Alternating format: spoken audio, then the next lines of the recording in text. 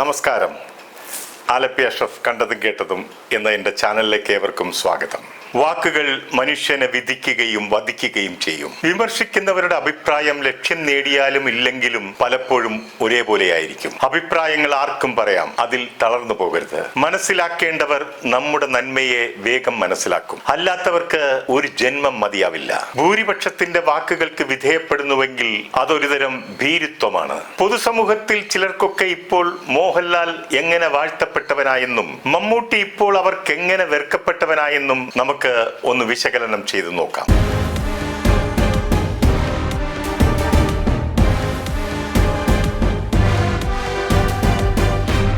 Cinema സെലിബ്രിറ്റികളും രാഷ്ട്രീയക്കാരുമായിട്ടുള്ള അടുപ്പവും ബന്ധവുമൊക്കെ ക്ഷണികമാണ്, താൽക്കാലികവുമാണ്. സന്ദർഭത്തിനനുസരിച്ച് അത് പലപ്പോഴും മാറി മറിയും. ഏതാണ്ട് കുറച്ച് നാളുകൾക്ക് മുൻപ് വരെ മോഹൻലാൽ ചിലർക്കൊക്കെ വെറുക്കപ്പെട്ടവനായിരുന്നു. ഇത്രയധികം സൈബർ ബുള്ളിങ്ങിന് വിധേയനായ ഒരു വ്യക്തി ഉണ്ടായിരുന്നില്ലെന്ന് തന്നെ പറയാം. പാത്രം കൊട്ടി കോവിഡിനെ അകറ്റാനും വെയിലേറ്റ് ബാങ്കിന്റെ മുൻപിൽ നോട്ട് മാറാൻ ക്യൂ നിൽക്കുവാനും ചാനൽ പരസ്യത്തിലൂടെ വൈകിട്ടെന്താ പരിപാടി എന്ന് ചോദിച്ചതുമൊക്കെ വലിയ വിവാദങ്ങൾക്കും വിമർശനങ്ങൾക്കും വഴിവെക്കുകയും അതിന്റെയൊക്കെ പേരിൽ സൈബർ ഇടങ്ങളിൽ അനാവശ്യങ്ങൾ പറഞ്ഞ് ആക്ഷേപിക്കുന്നതും നമ്മൾ കണ്ടതല്ലേ. ഇതൊന്നും കൂടാതെ നടിയെ ആക്രമിച്ച സംഭവത്തിൽ മോഹൻലാൽ സ്വീകരിച്ച നിലപാടിനോടും കടുത്ത എതിർപ്പ് പ്രകടിപ്പിച്ചുകൊണ്ട് ചിലരൊക്കെ രംഗത്ത് വന്നിരുന്നല്ലോ. എന്തിനധികം ദിലീപ് ചിത്രമായ ബബ്ബബ്ബായിൽ മോഹൻലാൽ അഭിനയിച്ചതിനെതിരെ പോലും ഒരു വിഭാഗം സ്ത്രീപക്ഷവാദികൾ ഉൾപ്പെടെ രംഗത്ത് വന്നിരുന്നല്ലോ. ഇവൻ ചാണകത്തിൽ വീണവനാണ്, ചാണക സംഖ്യയാണ്, ഇവൻ നമ്മളെ കൊണ്ട് ഗോമൂത്രം കുടിപ്പിക്കും,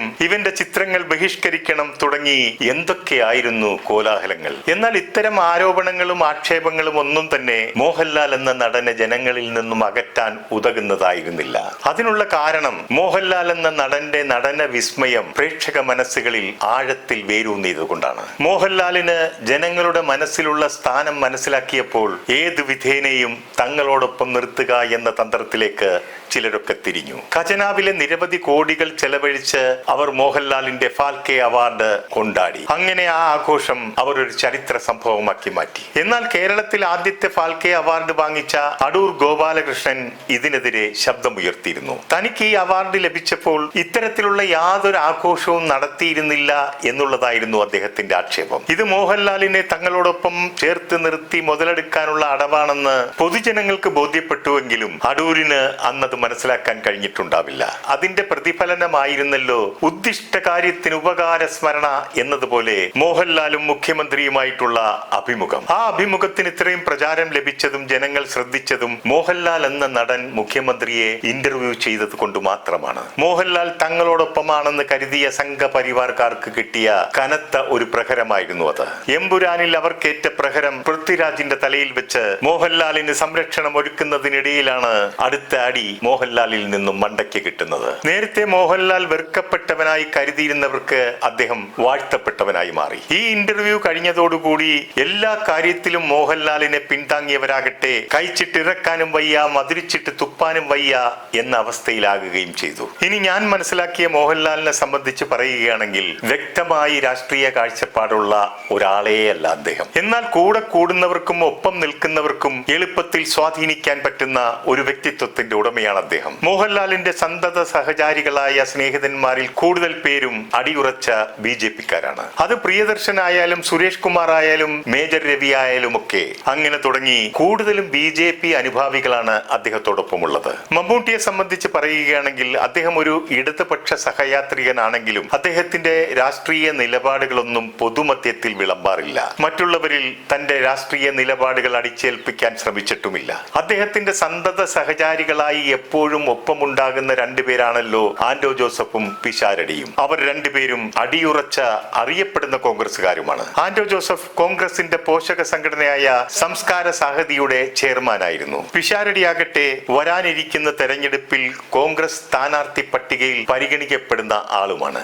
ഇവരൊക്കെ തമ്മിൽ രാഷ്ട്രീയ ചർച്ചകളൊന്നും തന്നെ നടത്താറില്ല എന്നതാണ് സത്യം. ഒപ്പം നിൽക്കുന്നവർക്കും കൂടെ കൂടുന്നവർക്കും അങ്ങനെ പെട്ടെന്ന് സ്വാധീനിക്കാൻ പറ്റുന്ന ഒരു വ്യക്തിയല്ല മമ്മൂട്ടി. അദ്ദേഹത്തിന്റെ മനസ്സിൽ തോന്നുന്നതെന്തോ അദ്ദേഹത്തിന്റെ തീരുമാനം വർത്തമാനം എന്തോ അത് മുഖം നോക്കാതെ വെട്ടിത്തുറന്ന് പറയുന്ന വ്യക്തിയാണ് മമ്മൂട്ടി. അത് കേൾക്കുന്നയാൾ എങ്ങനെ സ്വീകരിക്കും എന്നുള്ളത് മമ്മൂട്ടിക്ക് ഒരു വിഷയമേ അല്ല.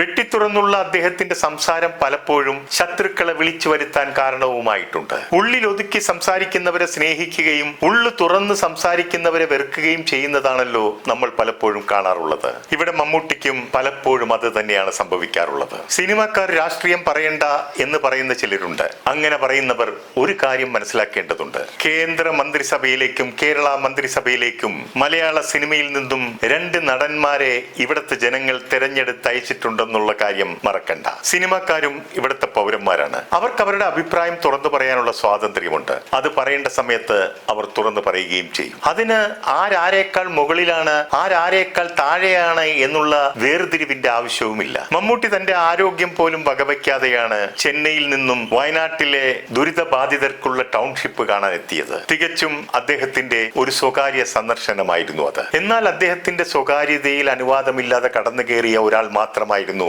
CPM ജില്ലാ സെക്രട്ടറിയായ റഫീഖ്. റഫീഖിന്റെ ഉദ്ദേശശുദ്ധിയെ മമ്മൂട്ടി ചോദ്യം ചെയ്തിട്ടില്ല. തന്നെ ഒറ്റയ്ക്ക് പോകാൻ അനുവദിക്കൂ എന്ന് മാത്രമാണ് മമ്മൂട്ടി ഉദ്ദേശിച്ചത്. തന്നെ തുടർച്ചയായി അനുഗമിച്ചു വന്ന റഫീഖിനോട് മമ്മൂട്ടി പറഞ്ഞത്, നിങ്ങൾ എന്തിനാണ് എപ്പോഴും എന്റെ കൂടെ നിൽക്കുന്നത്? ഞാൻ നിങ്ങൾക്ക് വേണ്ടി വന്നതാണെന്ന് ആളുകൾ വിചാരിക്കും, മാറി നിന്നാൽ മതി. ഇതാണ് മമ്മൂട്ടി വെട്ടിത്തുറന്ന് പറഞ്ഞത്. മമ്മൂട്ടി ഒരു രാഷ്ട്രീയ മുതലെടുപ്പിനായിട്ടല്ല അവിടെ എത്തിയത്. മാത്രമല്ല ഇലക്ഷൻ ഒക്കെ വരുന്നതിനാൽ അതിന്റെ ഭാഗമായി എത്തിയതാണെന്ന് മറ്റുള്ളവർ തെറ്റിദ്ധരിക്കാതിരിക്കാൻ വേണ്ടി കൂടിയായിരിക്കും മമ്മൂട്ടി അങ്ങനെ പറഞ്ഞത്. എന്നാൽ പാർട്ടി ജില്ലാ സെക്രട്ടറിക്ക് അപ്രതീക്ഷിതമായി കിട്ടിയ ഒരു അടി കൂടിയായിരുന്നു മമ്മൂട്ടിയുടെ ഈ പ്രതികരണം. ഈ സംഭവം സാമൂഹ്യ മാധ്യമങ്ങളിൽ വൈറലായതോടുകൂടി മമ്മൂട്ടിക്കെതിരെ വ്യാപകമായ സൈബർ ആക്രമണം അഴിച്ചുവിട്ടു. ഇന്നലെ വരെ മമ്മൂട്ടി കൂട്ടർക്ക് വാഴ്ത്തപ്പെട്ടവനായിരുന്നു. എന്നാൽ ഈ സംഭവത്തോടെ മമ്മൂട്ടി വെറുക്കപ്പെട്ടവനായി മാറി. അവർ പണ്ടുണ്ടതും പാടിപ്പഴകിയതുമായ കഥകൾ വിളമ്പാനും തുടങ്ങി. ചിലർ പറയുന്നു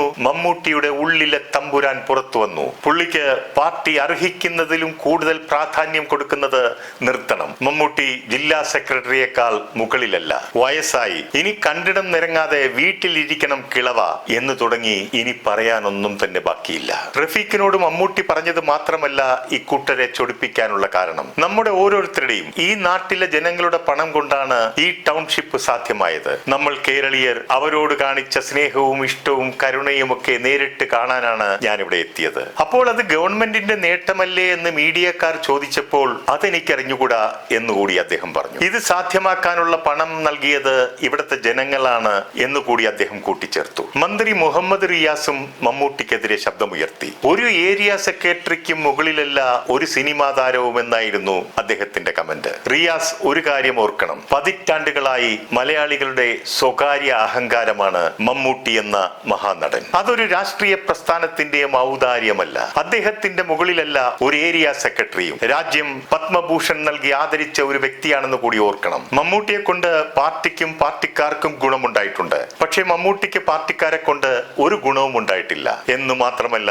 അവസാനം നിങ്ങൾക്ക് അദ്ദേഹം വെറുക്കപ്പെട്ടവനുമായി. നിങ്ങളുടെ ഇഷ്ടത്തിനനുസരിച്ച് അഭിപ്രായം പറയുന്ന ആളല്ല മമ്മൂട്ടി എന്നതിന് ഉദാഹരണമാണല്ലോ അതിദാരിദ്ര്യമേ തുടച്ചു മാറ്റിയിട്ടുള്ളൂ, ദാരിദ്ര്യം തുടച്ചു മാറ്റിയിട്ടില്ല എന്ന് മമ്മൂട്ടി പറഞ്ഞത് താങ്കൾക്ക് ഓർമ്മയുണ്ടാകുമല്ലോ. ഒരുപാട് നാളുകളായി എവിടെയോ മറഞ്ഞിരുന്ന എഴുത്തുകാരി ശാരദക്കുട്ടി കയ്യിൽ ഒരു പേനയുമായി രംഗത്തെത്തി. സ്ക്രീനിലെ സുന്ദര പുരുഷനെ അഹങ്കാരിയായ ഭീമസേനനോടാണ് ഉപമിച്ചത്. ഒടിയുന്നതെന്തടാ ഭീമ, ഗതയോ നമ്മുടെ വാലോ എന്ന് പറഞ്ഞുകൊണ്ടായിരുന്നു പരിഹാസം. എന്നാൽ ശാരദക്കുട്ടിക്ക് തക്ക മറുപടികളുമായി നിരവധി പേർ രംഗത്ത് വന്നു. 5 വർഷമായി വയറ്റിൽ കത്രികയുമായി ജീവിക്കേണ്ടി വന്ന സ്ത്രീയുടെ കണ്ണുനീരും വേദനയും കാണാതെ പോയ ശാരദക്കുട്ടി, താങ്കൾ ഒളിവിലായിരുന്ന സമയത്ത് ഇവിടെ പലതും നടന്നു, അതൊന്നും അറിഞ്ഞിരുന്നില്ലേ എന്നായിരുന്നു ചോദ്യം. ചില പ്രത്യേക സാഹചര്യങ്ങളിൽ മാത്രമേ വായി തുറക്കാറുള്ളൂ ശാരദക്കുട്ടി എന്നുള്ള കാര്യം നിങ്ങളൊന്ന് മനസ്സിലാക്കണം. മമ്മൂട്ടിയെ സോഷ്യൽ മീഡിയയിലൂടെ അപകീർത്തിപ്പെടുത്തി ഇല്ലാതാക്കാൻ ചിലർ ശ്രമിച്ചപ്പോൾ ഈ നാട്ടിലെ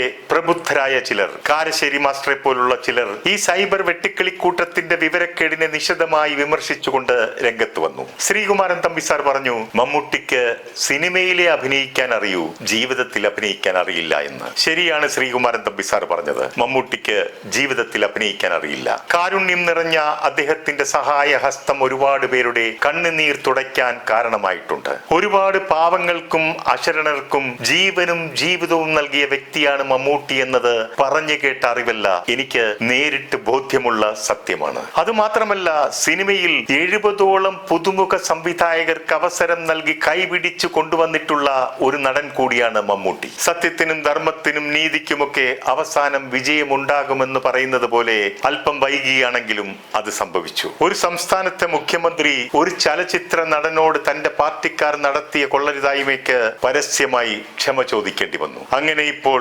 മോഹൻലാലിനോടൊപ്പം വീണ്ടും മമ്മൂട്ടിയും വാഴ്ത്തപ്പെട്ടവനായി. ഇനി മിക്കവാറും അടുത്ത ടാർഗറ്റ് സുരേഷ് ഗോപിയാകാനാണ് സാധ്യത. കാത്തിരുന്ന് കാണാം. ഇനി അരങ്ങേറാനുള്ള നാടകങ്ങൾക്കായി കാത്തിരുന്നു കൊണ്ട് നിർത്തുന്നു. നന്ദി, നമസ്കാരം.